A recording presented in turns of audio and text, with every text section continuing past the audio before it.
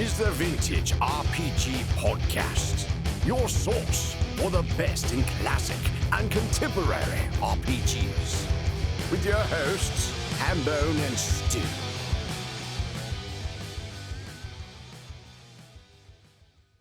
Welcome to the Vintage RPG Podcast, coming at you again from the clubhouse hidden somewhere in the swamps of New Jersey. I'm John Hambone McGuire, and tonight we've got a pretty cool episode for everybody. Stu and I, for the last 3 years, have had an ongoing conversation about horror and RPGs. And recently, I picked up a book called Gradient Descent for Mothership, and it's actually drawn by a buddy of mine. His name's Nick Tofani, and he has drawn some of the most horrific sights that I've ever seen in an RPG. So Stu and I thought it'd be a great idea to bring Nick on the show tonight to have a conversation about horror in RPGs. So without further ado, Nick Tofani. Nick, how are you doing tonight?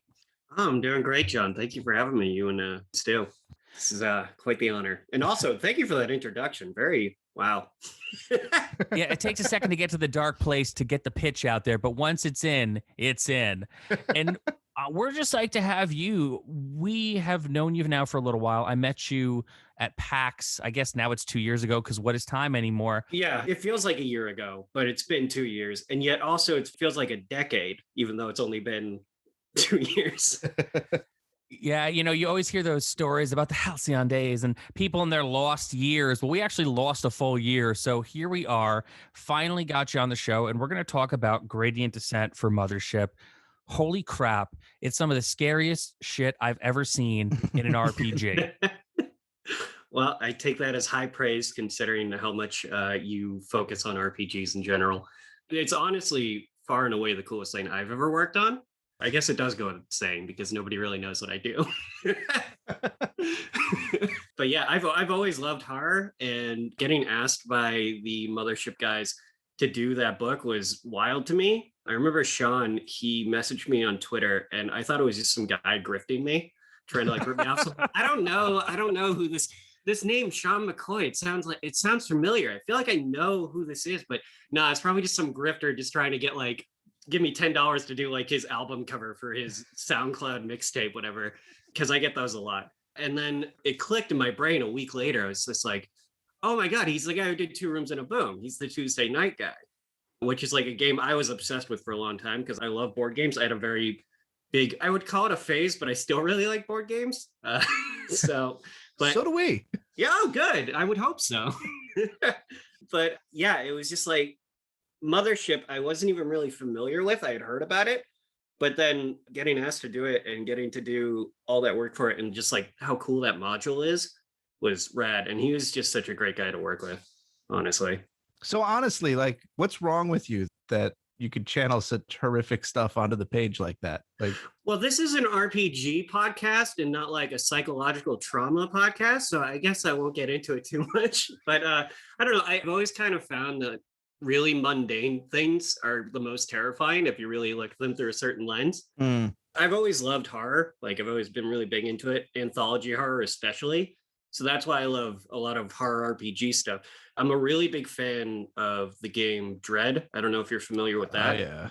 Yeah, with the whole Jenga tower usually. Such a good mechanic. Oh, it really is. Because I feel the best way to do a horror RPG is to just have it be one-shots, because then you have the fear that your character's not going to make it. And that's how you get the real horror in there. Because the scariest thing in like Dungeons and Dragons or any sort of lawn form tabletop RPG is just, oh, my character might die. I hope that never happens. But then when you have like a horror RPG, you want it to be, oh, well, I'm definitely going to die probably. So I got to do everything to survive. I've been running Horror on the Orient Express for the last year, and something interesting has happened in the last couple weeks. Like, acceptance is kind of set in. What? Where, like, for a long time, they were just very confident. And then I generally agree with you that I think that short bursts of horror, like one shots, are like the best for everything. But I do like a Call of Cthulhu campaign. But yeah, they started off really cocky. I was straight with them. I was like, we're hitting the point where we're like, it's going to get serious. And then people started dying and going insane relatively frequently. So like, we still have some original characters, but overall, there's just sort of like, okay, I might die this game and it's okay. And I'll make another character and it'll be fine. but like talking themselves through it to like acceptance. It's weird. It's interesting. It sounds like your players are going through the stages of grief. And I love that for them. That's really healthy. Yeah, there's multiple backup characters that are on tap, and I'm not sure that it's scary anymore. I think that it might just be like punishing, like well, it sounds scary in transition. an existential kind of way. Yeah. And I think existential is its own brand of horror because it's the horror of existence. Yeah. Mhm. And I definitely think having played in, I don't know, a several year Cthulhu campaign of yours, we did Masks, and there was a certain point where it does become a slog in its own way, but that's the slog of survival. And I think that is kind of an important thing to address in horror as well, because there is that moment of I need to survive, and then there's that moment of I am still surviving, and then you kind of hit that moment where you're like, I survived, and now what? Last session, they sort of finished up a chapter. They were moving to the next city. And our friend Ed was like, very much like, we need to spend time in as soon as we get to Sophia, we need to check into a hospital for a week. Because otherwise we're going to die. And then it became like this whole thing where like half the group is like, yes, hospital, please, sanitarium, please. And the other half is sort of like, what's the point? Like, yeah. The Reaper's gonna come when the Reaper comes, And not to crap on D&D. However, I will say, I know that I'm not in the minority here thinking this. There's nothing scary about Dungeons and Dragons. Like, it would take a very extremely talented dungeon master to really get you white knuckling anything that's about to happen in a D&D game. It's very safe, right? For all intents and purposes. No, you're absolutely right, because like the system of D&D doesn't really allow for that sort of horror feeling, because it just feels like anything's possible in D&D. But when you have something like the Cthulhu RPG or Dread or anything like that, it feels like, oh, I could die, or even Grading Descent or Mothership. That whole thing is just, I could die at any moment because my character is not some superhero; they're just some regular schmo, and like death is lurking around every corner. I feel like Mothership designs especially fragile characters. Mm-hmm. I feel like Mothership characters give you a trinket and then push you right out the airlock door. It's just like, I got 100%. This cool thing that defines my character, and oh, he's dead. Crap. I like that a lot. When I saw that trinket system, I fell in love with I think that was the moment where I fell in love with Mothership. Oh yeah, is when they had that whole trinket table, because I was like, this is so unique and so funny. I love when people are able to just make a story around like the smallest, most mundane thing, because I think the best DMs and even players come from being able to improvise and just make up whatever. But being able to fit just like a centerfold that you keep in your back pocket into some horror story is some of the wildest stuff. I love it. That's the perfect thing, right? Because that's what happens in Alien. Like, they don't have time to really develop any of those characters, right? You just get like little bits of them. Like Dallas wears that hat. You kind of fixate on the hat. And like, you kind of wonder what, and like that kind of defines his character. Like, there's all these like small cues that like fill in for character development. I feel like that happens in any kind of when you're sort of stuck in the isolated space and there's the monsters coming to kill you. Like, you get one thing. You're like construction dude and you smoke cigarettes. That's your thing. You're cigarette guy. And like everybody who's in the audience who smokes cigarettes is like, oh man, cigarette guy's awesome because we both smoke cigarettes. And like, and then he gets killed and everybody, all the smokers are just like, shit. It's literally all you need to really establish a connection to a character is just the smallest little trait of just, oh, this guy smokes cigarettes. I smoke cigarettes. Oh, he's dead. Well, I guess I died a little bit too just now. Yeah. Yeah, you're like, well, this guy's wearing a baseball cap, but it's not a Red Sox cap. So we get along because he's not a Red Sox fan. We're good. We're good. I mean, I'm from Massachusetts and I still agree with that. So, well, now speaking of that, let's pivot for a second to an area like Massachusetts, where you do have a lot of mythos surrounding cosmic horror, Cthulhu, and witchcraft. It's kind of baked into the narrative of a lot of those towns up there in Massachusetts. For those listening at home, Massachusetts is a very spooky place if you've never been there. Mm-hmm. Even without all like the horror lore and history that we have, Massachusetts is just a bunch of empty neighborhoods sprawled out for miles until you get to the Metro West area or Boston. Everything besides Metro West and Boston is just little suburban neighborhoods that are spaced out way too much. And it's so isolating and terrifying just being there. But there is a big scene for horror and just a lot of horror literature. Salem is probably the number one tourist destination for people who like scary stuff. Oh, for New England, absolutely. I mean, there is Salem, there's Boston, and just towns that you would think if Stephen King was like, it's Maine, you'd believe it. But yeah, Salem, because of the witch trials that happened many years ago, is now a hot spot and has been for, I would say, decades, tourist destination. Like once everyone got over that pesky satanic panic thing, suddenly Salem is in vogue and now people flock there, and it's hard to get a hotel room in the month of October. Yeah, I mean, even when I was like a kid, we went on field trips to Salem, which had the Witch Museum, which we went to. It's like, how is this educational? Like, why are they showing us this? And it just ingrained in my mind, just this wax figure of John Proctor getting rocks put on top of him as he's crushed, and he's like, and being an 8-year-old, just terrified out of my mind is what's going on. It's all set up so that you're in like a circular room, and like the tableau gets like a spotlight on it when it has that moment, right? Yeah, 100%.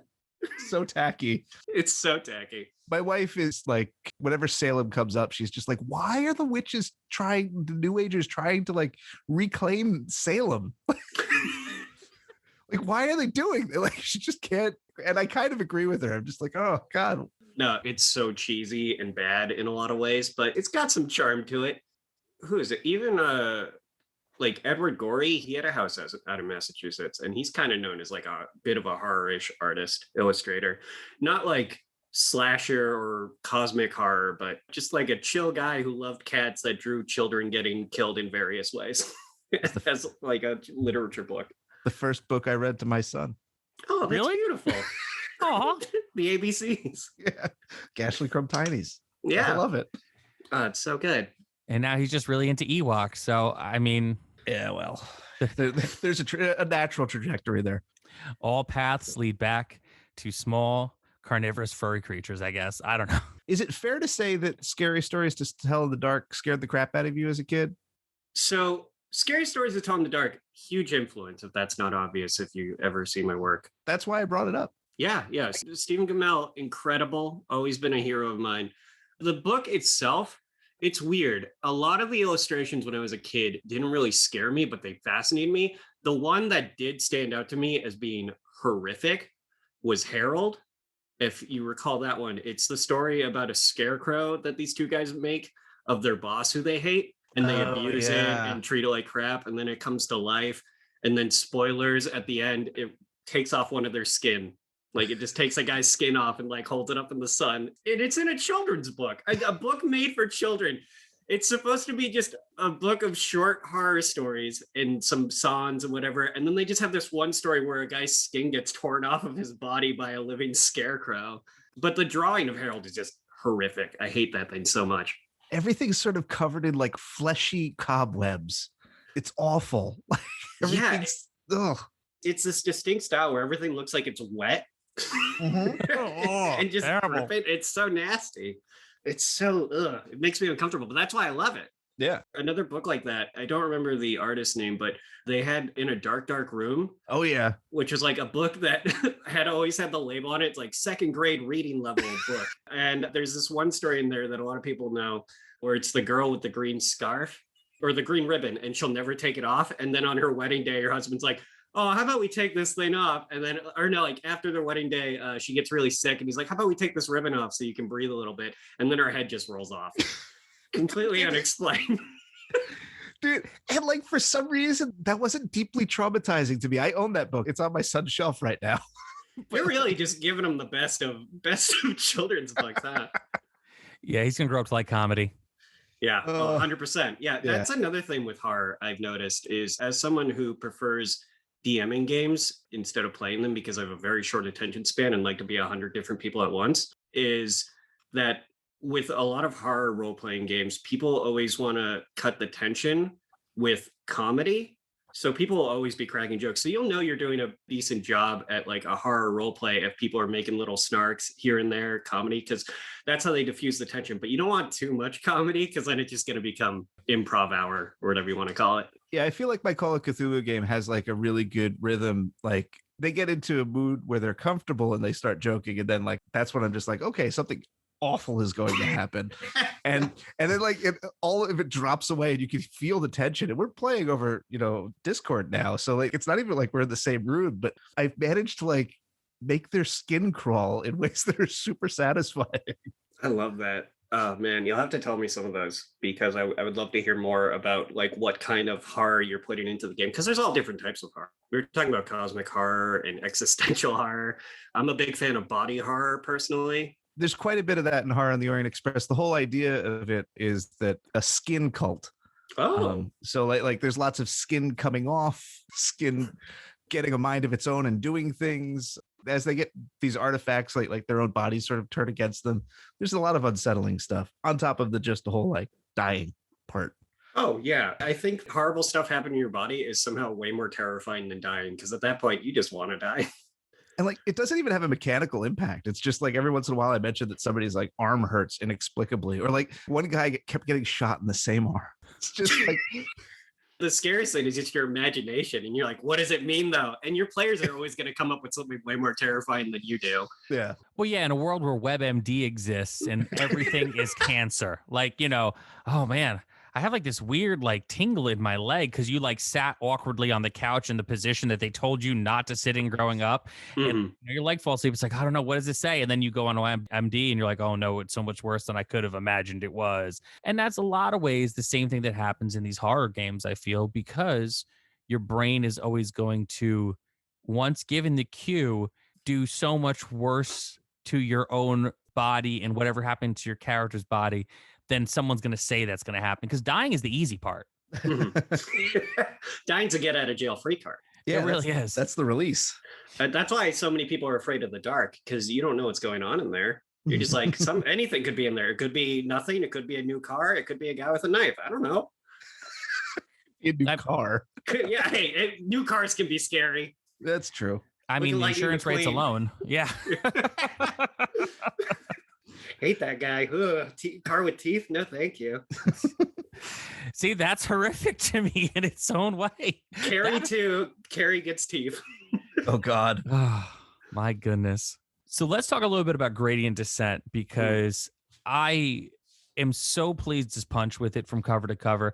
For me, as a person who's been running RPGs for a long time, who's always looking for a way to kind of freak out his players and to step kind of a little further away from the Sam Raimi type horror that I'm used to kind of unleashing on people, I think that Gradient Descent has the very fine vibe of, for me, in a lot of ways, Event Horizon. It kind of harkens back to me to the movie Event Horizon, because there is so much more horror than just a dude stalking the hallway. However, there are creepy things kind of moving all about in this book. And I want to call out a couple things by name, but at the same time, I don't want to potentially ruin certain reveals that people running the game might have for their players if they do listen to this. So let me just say that if your friend who's running Gradient Descent for you has that moment where they're going to show you a picture, it's always going to be so much worse than you could have possibly imagined, or they could possibly describe it to you. And I got uncomfortable reading this book. Like, I got uncomfortable in the best way, because there are some creatures and some events that unfold in the pages of this book that are so visual and so striking that I kind of want to see more books like this, because I want to see the people who kind of experience this for the first time get that same pop that I got. That's exciting. Some of the stuff they came up with is just horrifying. And I don't think this is a spoiler, because I think it was on the Kickstarter, but a big theme within Gradient Descent is that you don't know if someone is or isn't an android. Love it. Which I love, because it harkens to things like the John Carpenter's The Thing, but without all the body horror stuff, but the real terror of, I don't know who to trust. I don't know if I'm human. I don't know who's who. And just that fear of not being able to trust anyone around you, and anyone could betray you at any moment, and just creating that paranoia. Because again, with the idea of the unknown being so terrifying, you don't know if you can trust people. You don't know who's around you. You don't know any of these people. Or like maybe you do know someone, or maybe you don't know them as well as you thought you did. And that's way scarier than just a big hulking monster, which in the book, no spoilers, there are moments where it's like, oh, appears scary, but maybe it's not. I don't know. Yeah. It's so hard to tell when all the regular people illustrations look absolutely terrifying. Not a single character in this book looks pleasant or normal. Like there's one in particular that I drew to be, I think, pretty horrifying and isn't meant to be at all. But just the way they described it to me, there's like, make this scary. It's not meant to be scary, but make it scary. And I said, okay, yeah, no problem. Yeah, I mean, there's one page in here I'll talk about. There's a thing where it shows you human scale versus industrial scale. And that is the last semi-normal, unhorrific thing to see in this book. And that's like page 2. So it's not really spoiling anything. No. So talk to us a little bit about collaboration, because I'm often seeing that when you have a writer working with an artist, the writer kind of has all these ideas that they're going to dump on you to kind of form and mold into what their vision is. Although you are not in their head, you're just kind of working off the description given to you. Was it a situation like that with Gradient Descent where they came at you and said, we kind of want these monsters, make it so, number one? Yeah, they really, they Star Trek'd me. I put on a red shirt and I died. No, they, what was really cool about it, working with Sean and Al and everyone, but it was so seamless. Just, they would give me a description. And usually on the first draft, 9 times out of 10 on the first draft, it was just, this is exactly what I had in mind. This is perfect. We're going to put this in the book. And it was like, oh, this is great. And it went so seamlessly and so quickly. It was like some secret telekinesis we unlocked, not telekinesis, telepathy that I don't know, whatever. But we unlocked some sort of secret mind link that we didn't know we had for each other. It was finding like a long lost twin and just having this like mental link where everything I drew was exactly what they had in mind. And because of that, originally it was just supposed to be like 6 or 7 drawings, but because of how seamless it was and just the flawless communication we had without any rehearsal or anything, they just wanted me to do more and more for it. So that was super cool and just really fun to work on. And I was excited to do the drawings for it, which is really just all you could ask for in a project like that, is actually wanting to do the work for it. So a couple seconds ago, you said that there was one illustration that you did in here that wasn't supposed to be horrifying, but it came out horrifying anyway. And I defy you to tell me which one that is, because I just looked through the whole book and they are all horrifying and they look like they were designed to be horrifying.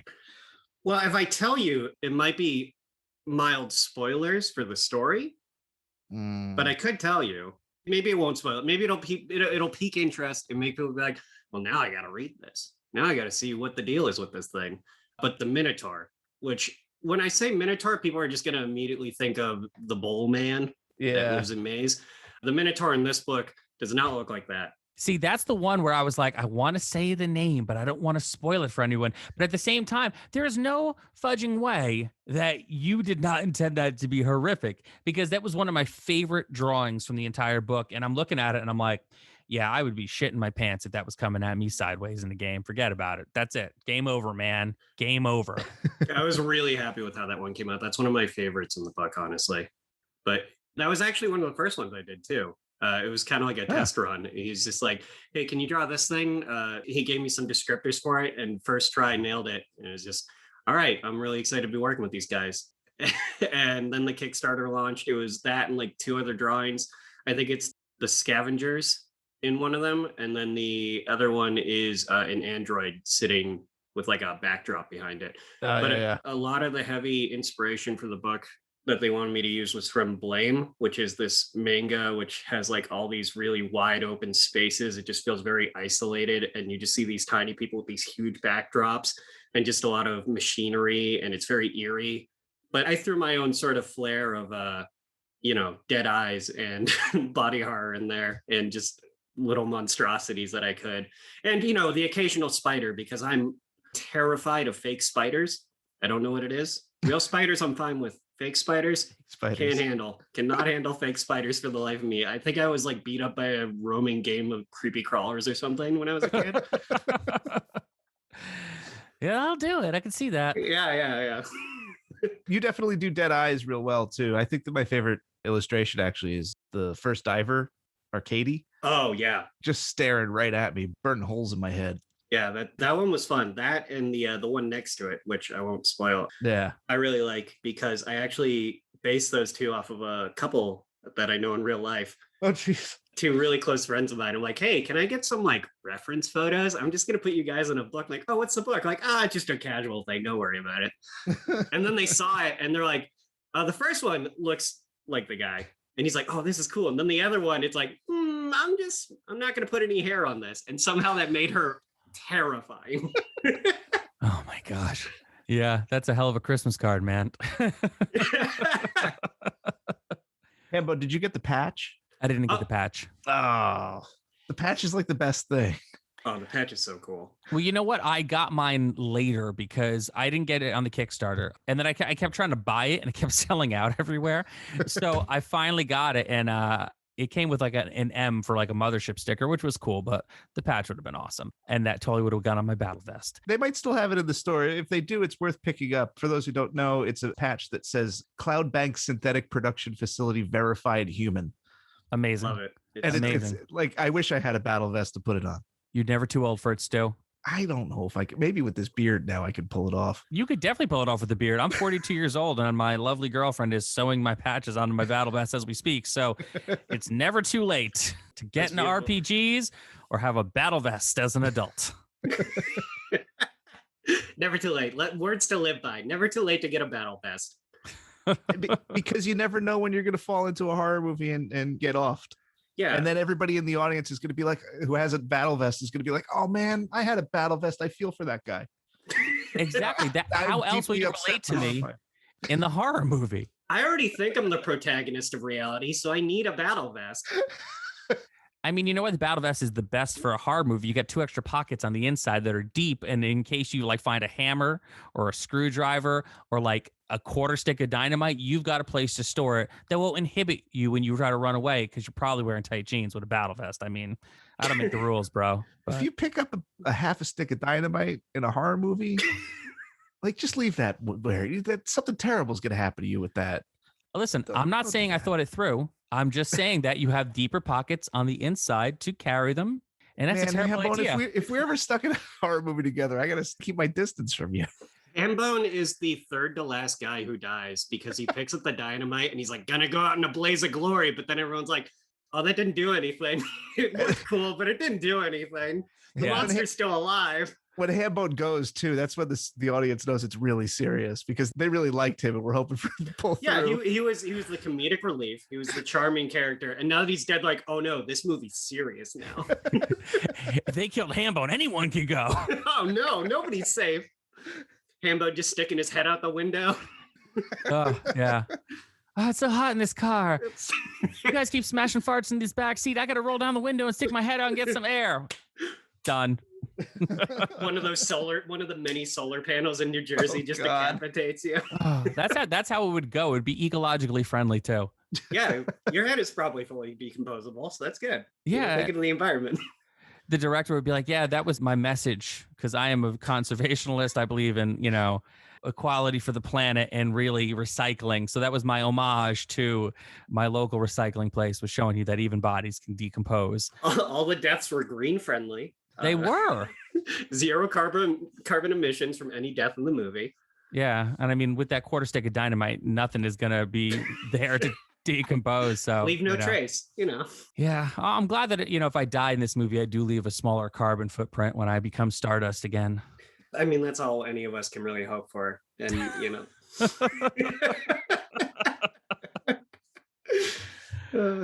Stu, do you have any more horror stuff you want to chat about? I mean, I'm horrified. That does make sense, but that's a different kind of horror. Yeah.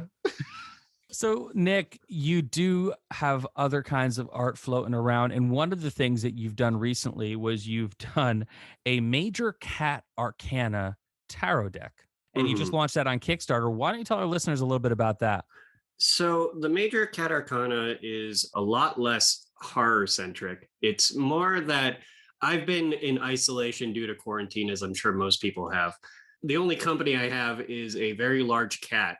And I've just been looking at them and I've just been like thinking back on my life. Cause when you're by yourself, you just ruminate. And I grew up in a house where my mom would bring me over to this woman who she said was my aunt, but later I came to find no relation whatsoever. Her name was Eleanor, and she had plastic all over her furniture, just smoke stains, cigarette stains everywhere because she smoked like 8 packs a day, still does. Good for her. And she would read tarot cards for my mom. She had like the yard that was like the grass was like a foot high because she never cut it, and it was filled with snakes. Nice. Just very visual, just static TV, plastic furnitures. Everything you would picture in a horror movie was this woman's house. Just like oh, we don't go in that house. That's where the murderer lives. But the murderer is just a woman who eats cigarettes. And so like I always thought it was like really fascinating, the tarot cards, but my mom always tried to keep me like away from it. She's like, no, don't get into that. Like just being very hypocritical. Like, no, this is a bad influence on you. And it's just like, well, you're doing it. What are you talking about? And from there, that was around the time where I started discovering like those books, like Scary Stories to Tell in the Dark, and just everything. Goosebumps was a big one, like the TV show, everything. Creep Show, I watched that movie when I was very young. Love that movie. But tarot cards for me, I've always loved the art on them and just the significance and just the supernatural sort of lore around them and the mystical powers they have. And so I was just like, oh, well, to go back to my large cat that I have, I was just like, I'm just going to draw this different poses and, associate it with the different tarots, the major arcana. And I started with just one, and I'm like, that was fun to do. I really like how that came out. And then I was like, I'm going to do all of them, I think. And eventually I did all 22 majors, and people really liked it, and they wanted to own it as a real deck. So I was just like, okay, yeah, you know what? I am not a rich person and people really want to own this. So maybe let's do this as like a pre-order sort of thing. And I looked into Kickstarter more. I never did a Kickstarter before. I was part of a Kickstarter, Gradient Descent, Mothership, look it up. I asked Hambone himself for some advice on how to do a Kickstarter. Very helpful with that. Started it up just last Friday, and I'm already at like 200% funding, which is great. It wasn't a big goal, but the fact that I already hit the goal like twice as much is fantastic. It feels wonderful. I'm just excited to do it. And I did make a major stretch goal because so many people kept DMing me about it, blowing up my DMs, hitting me up at night, saying, you up? And I'd be like, yeah, what's up? And they'd say, hey, can you make the other 56 cards? and I said, okay, sure. If this hits a certain goal, I will release the other 56 cards with this deck. So right now, I am working on the remaining 56 cards for that deck. And even if it doesn't hit that goal, I do plan on releasing it as just like an addition for the deck, because it is expensive to print 56 more cards on top of 22. Yeah, but I'm really excited for it. It'll be really cool to like have a physical card thing that I made out in the wild just existing. I mean, I didn't feel any greater joy than when I saw the Mothership Grading Descent book in physical form for the first time and holding it in my hands and just being like, wow, this is a thing that is in people's houses that they were happy to own. This is incredible. I've never felt anything like this, which is silly to say because I sell merch and stuff, but like there's something different about a game having my art in it than like a t-shirt or a pin with my art on it, Yeah, we were talking about this recently with David Hostens, and he just did Isle of the Plangent Mage for Old School Essentials. And, he also was doing art for bands and stuff for a long time. But, one of the things that we both agreed upon is that there's something more special when people can engage with it. And it's not just like, oh, like I have this cool piece of art that hangs in my wall. It makes me happy to own this. But like when you have that communal around the table or over Discord moment where you're actually engaging with the art, and it becomes a part of the story that you're telling together, or an adventure, or something you're going to actually talk about with your friends for years to come and reference things that have happened in these games. I mean, that is a very, very cool thing. Oh, yeah. And it's so cool. I'm part of the Mothership Discord. Shout out to Mothership Discord. And sometimes people will bring up using my art as reference for their games and just the effects it has on their players, because they're trying to set a scene and they can't do it as well as they'd like to. So they'll just use one of my pictures as a reference by either just flashing the book or just pulling something offline of it. And just seeing their reaction to it and reading about it is just so wonderful. It's much different than just putting something out online and having someone be like, hey, that's pretty cool, or that's kind of scary. It's like, oh, this was like they had a story around this, and this is what they pictured as the big horrible thing that was coming after them. And that's rad. That's rad that I get to be a part of their story that they're making. Yeah. I love tabletop games and I love RPGs, and being a part of one is like always been a dream of mine. So the fact that this ever happened was just like life goal. But I hope to do more in the future, honestly. I want to keep doing stuff like that because I'll always have that love for it. And I think if I can provide that sort of feeling where it's like a shock to people when they're looking at their book and they're just flashing through the pages, and then they just come across some horrible dead-eyed person and they just stop for a moment and it just freezes them, and then it's just kind of stuck in their head for a bit. That's all I ask for. I just want to traumatize people. That's all. Is that so much to ask? More? Yeah, who could ask for anything more? And I can't become president at this rate, so why not do that?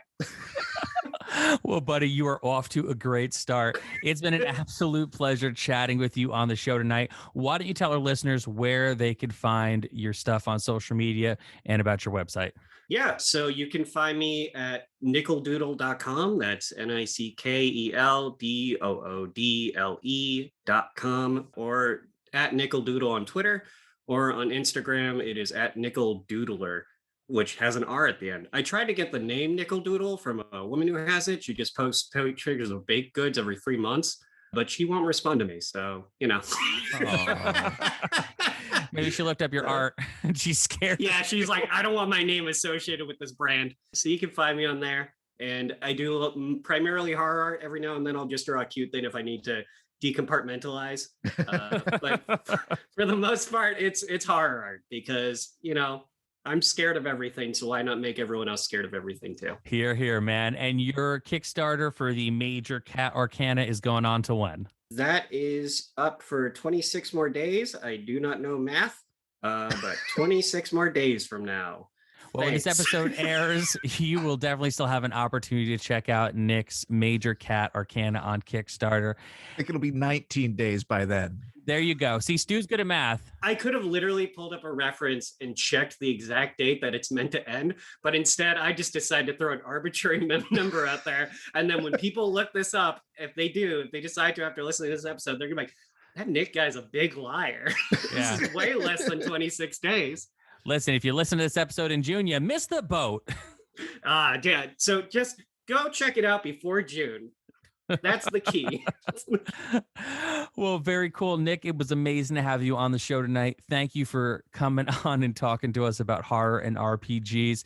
This was another amazing episode of the Vintage RPG Podcast. Stu, where can the people find you? Oh, they can find me on Instagram at Vintage RPG, posting about role-playing games, some horrific, some not. You never know. Very cool. You can find me on the Twitter and on Instagram at John McGuire RPG. Yes, I changed my handle.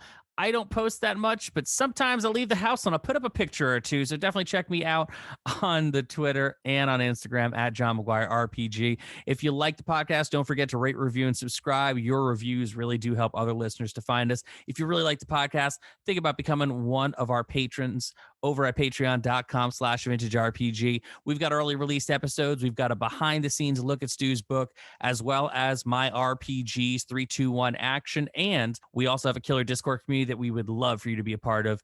Patreon.com/vintagerpg. So for Stu Horvath, I'm John Hambone McGuire. May the dice always roll in your favor.